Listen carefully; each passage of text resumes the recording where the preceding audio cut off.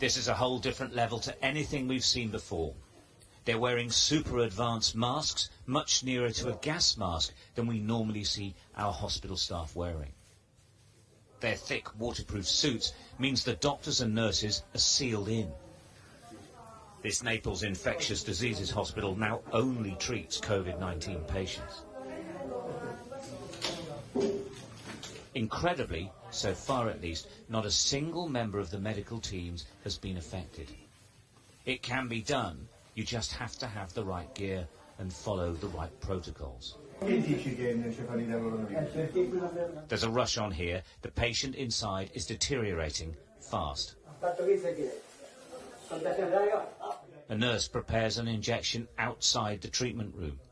He never goes inside, communicating through windows to colleagues with the patient. And they never come outside during crisis moments. And this is one.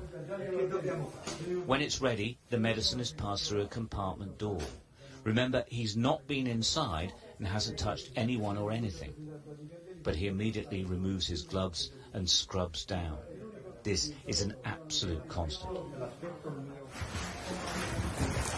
Basically, it's a hospital trust that is dependent upon all of the hospitals working together, because the capacity is already pretty much full. And they just accept that if it gets worse, they'll just have to deal with it, but nobody's really sure how. And the numbers are rising, there's no doubt in that.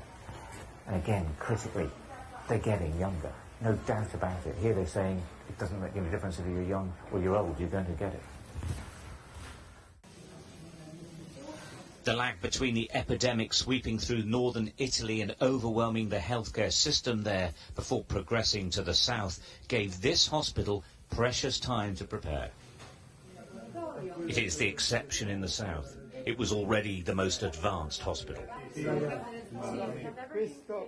What is really striking here is that the rules of separating infected environments and the clean areas are followed by everyone. But armed security man every connecting corridor in case anyone forgets.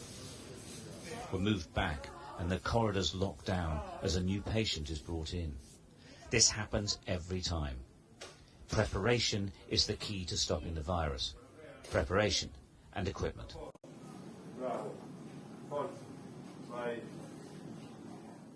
Is that speed with which things were organised significant as a factor in controlling the disease? Yes. If the hospital's organised, the treatment's better, is that right? This is the first thing to do in this kind of hospital.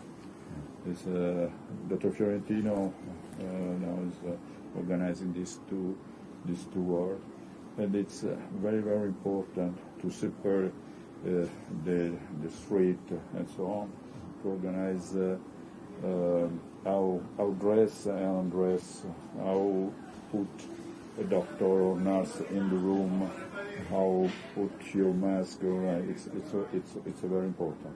And also you have to have the right equipment to do it. Yeah, we fight for, but however now we are. This is a sub-intensive care unit. The patients are either recovering or haven't deteriorated yet. But the same separation rules apply. The red and white line cannot be crossed. Clean area nurses and doctors assist infected area staff across the line. They keep the two absolutely separate.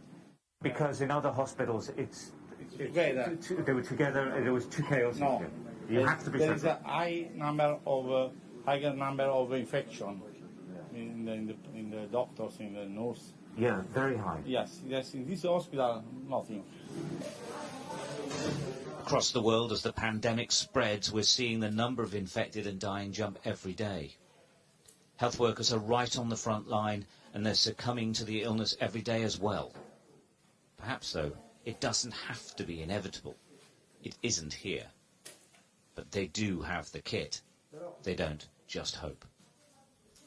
Stuart Ramsey, Sky News, Naples.